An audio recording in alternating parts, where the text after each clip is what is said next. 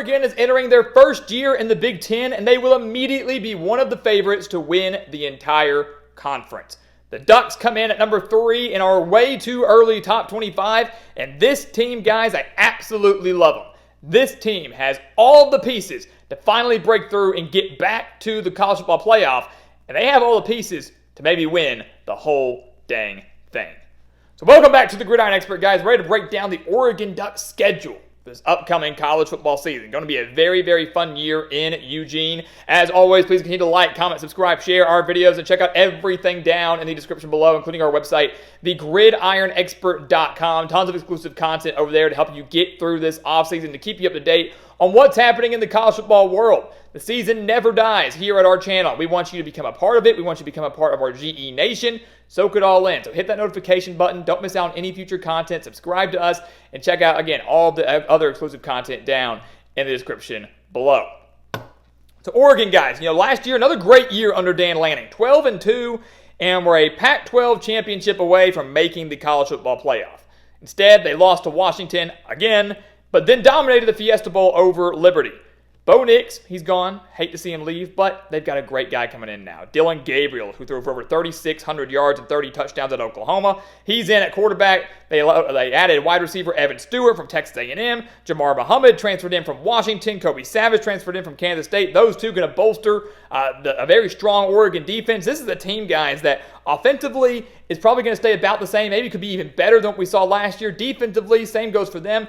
They've got a great coach. They've got a pretty dang good schedule for their first year in the conference. I love everything about this Oregon team, and they are number 3 in our way too early top 25 for a reason. You take a look at what the Ducks are up against. What stands out to me is how tough the month of November is, but also the fact that they split their 4 toughest games. If you look at the schedule for Oregon, it's really not all that bad, but they've got 4 games that are going to make or break their season, their first year in the Big Ten, right? Those are, of course, Ohio State, Michigan, Wisconsin, and Washington. Those are the 4 toughest and biggest games on their schedule.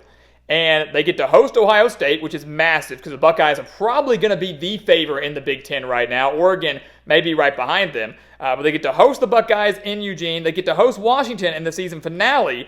But then they do travel to Michigan, the reigning national champions, and they travel to Wisconsin. Obviously a very, very difficult place to play, Camp Randall Stadium. So that's one of those things where it's good that they're split, but also bad that 3 of your 4 toughest games are in the month of November. That's unfortunate for Oregon. So we'll start at the beginning. We'll work our way down. Idaho, Boise State. That Boise State game going to be intriguing. I really like that matchup there, but one that Oregon should be a pretty heavy favorite in. And they get to maintain their Pac-12 rivalry against Oregon State.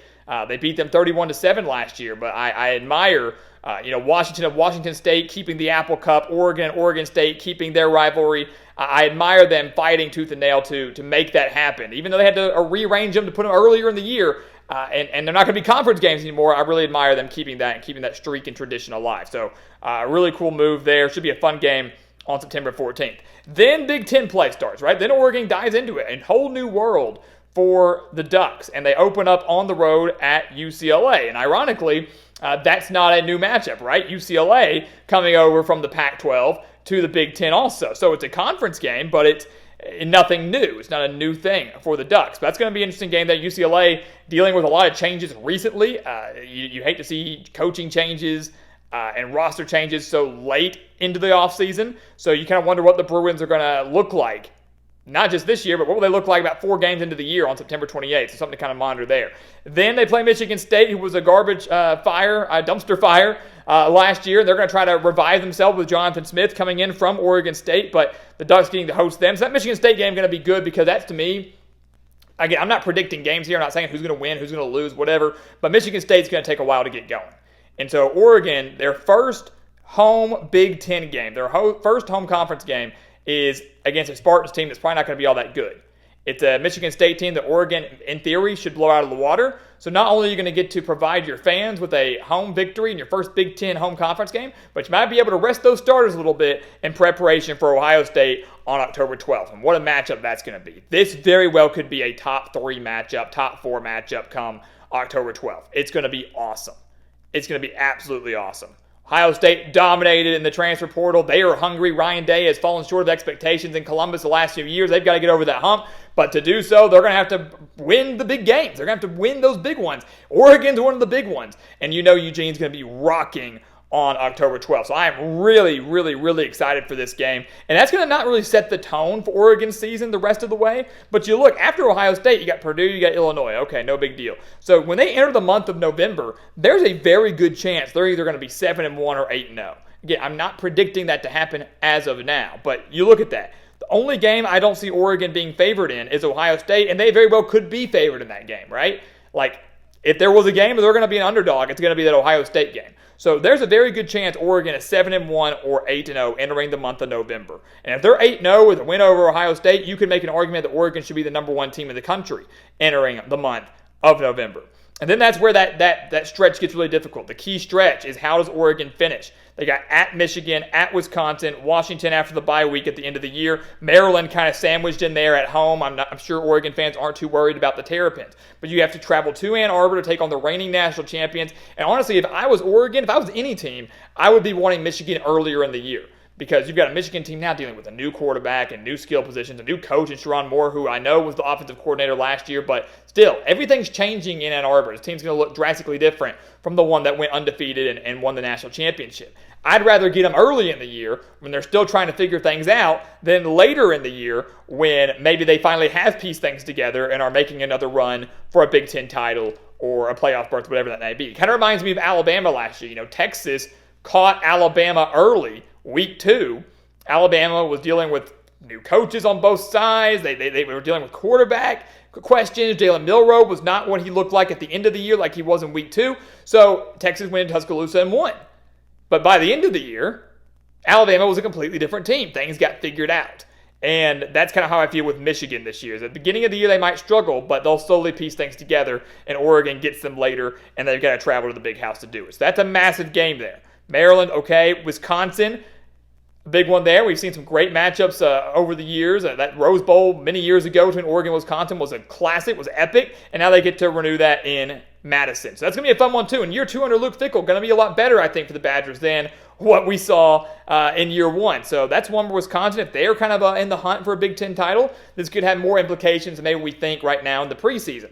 And then the bye week, they take on Washington, who Oregon lost to twice last year, once in the regular season, another time in the Pac-12 championship. Both those games coming by just 3 points. If they just won the Pac-12 championship, they would have made the playoff, and who knows what would have happened. So revenge certainly on Oregon's mind. They're going to get a week of rest to prep for that rivalry game. They're going to be at home on Senior Day with maybe a Pac-12 title berth on the line, or Big Ten title berth on the line, maybe a playoff berth on the line. A lot could be riding on that Washington game, and you know, if that's the case, Dan Lanning's going to have his team ready to go. He's going to say, we had a lot riding on this game last year, and we didn't deliver. Now, at home, we've got to. So you look at this game, guys. This season, Oregon's got it. They've got the talent. They've got the coach. We know all that.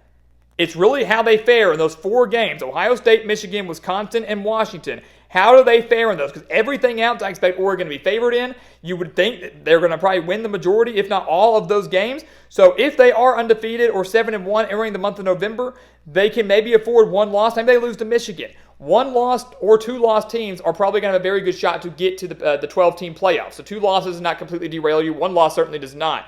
Oregon, though, I would venture to say, and I truly mean this, has an opportunity to be an undefeated or a 1-loss team by season's end. They have an opportunity to win the Big Ten by season's end. And I think many around the country, and certainly in Eugene, would view this season as a disappointment if they fail to make the 12-team college football playoff. But all indications right now say that Oregon is going to do just that. So guys, as always, thank you so much for watching us here at the Gridiron Expert on YouTube. Make sure to continue to like, comment, subscribe, share our videos. Check out everything down in the description below, including our website, thegridironexpert.com. Tons of exclusive content over there to help you get through this offseason. The season, of course, never dies here at our channel. We want you to take advantage of it. We want you to become a part of our GE Nation. And once again, guys, as always, thank you so much for watching. And we'll see you next time right here on the Gridiron Expert. Yeah.